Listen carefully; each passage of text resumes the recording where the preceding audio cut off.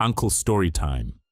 After my parents were married, they bought themselves a nice house in a small town outside of Johannesburg, where they soon had my brother and me.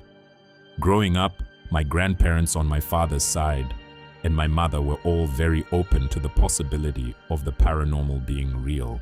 So I often heard all sorts of stories about ghosts and learnt about the power of crystals and how to read auras and so on. However, I didn't really think all that much of it when I was young. That is, until the first time I came across what I believe was a ghost. In this house that my parents bought, there was a really long hallway which ended in an L shape that led to the rest of the house.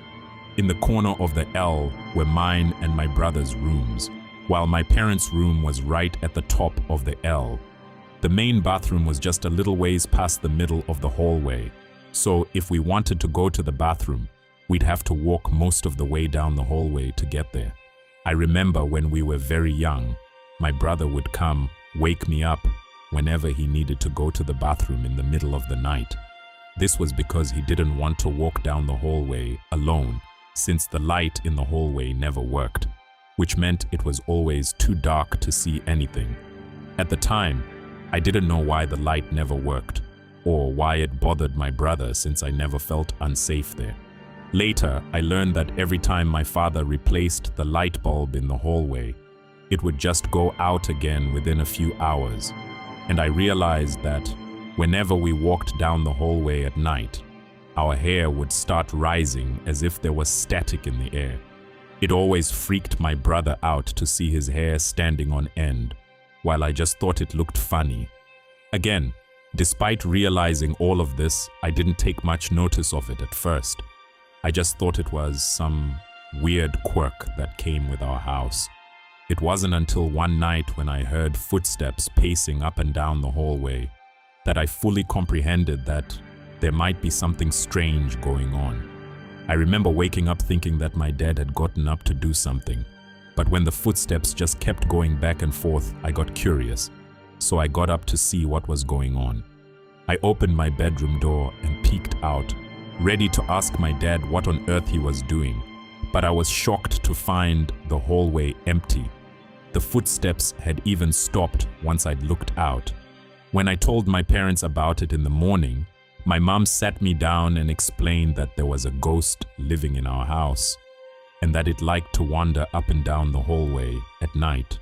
She explained that the ghost was the reason why our hair would always start floating, why the light never worked, and why there were always cracks on the walls no matter how many times they got plastered over. I remember very clearly the look my parents gave me when I told them.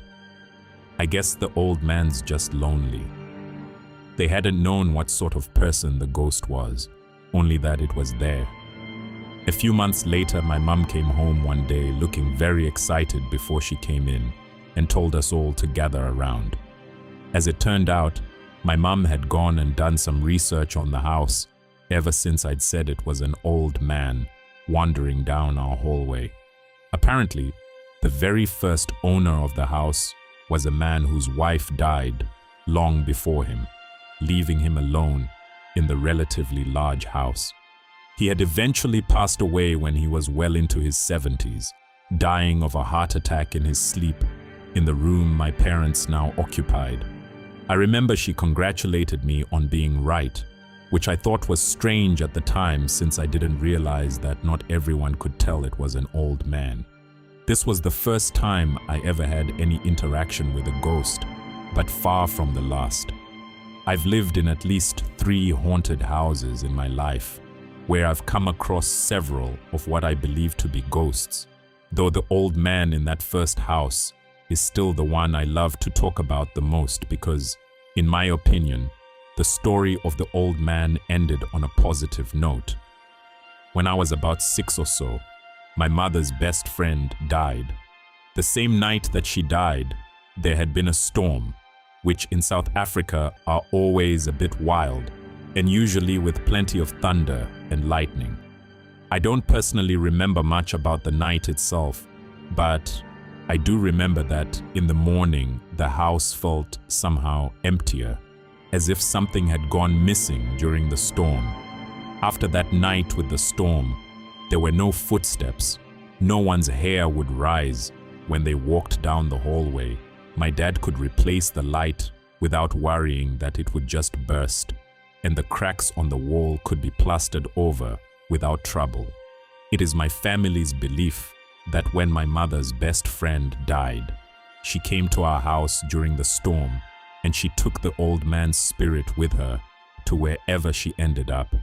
We believe that she helped him finally move on to somewhere where he wasn't alone and could reunite with the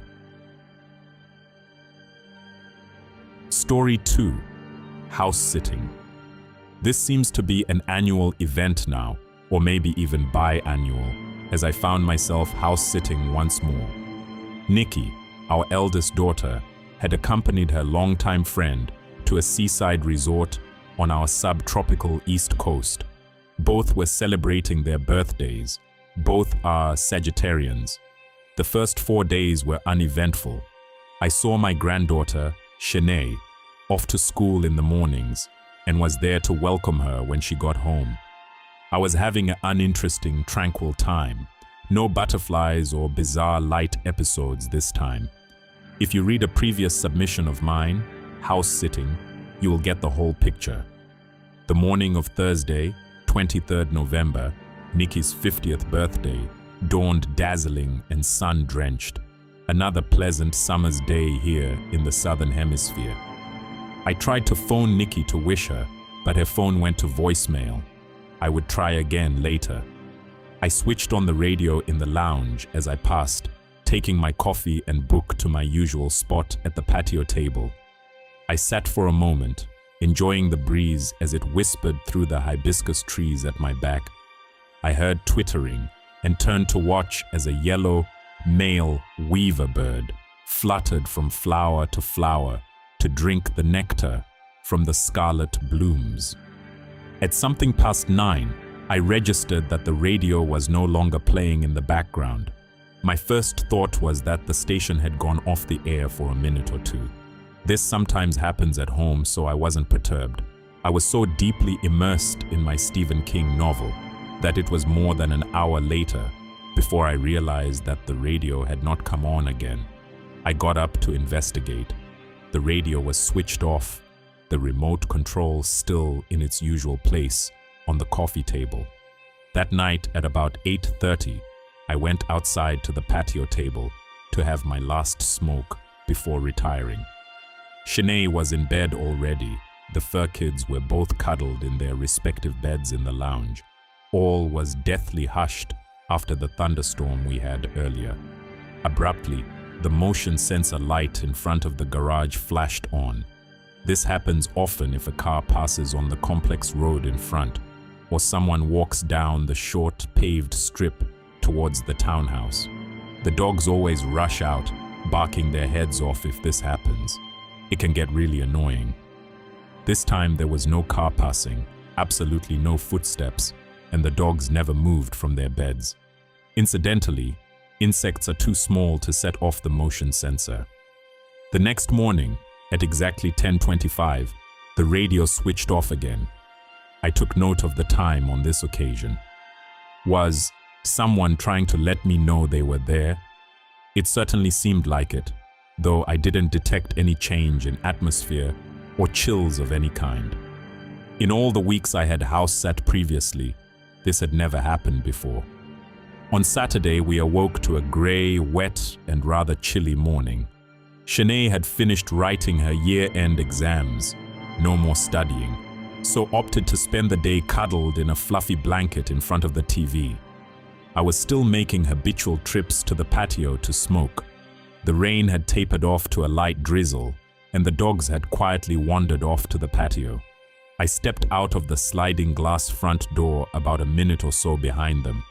They were standing like statues, ears cocked, side by side, staring at the open front gate. Open? OMG, how did that happen? The front gate is always kept shut by a sliding bolt, usually locked.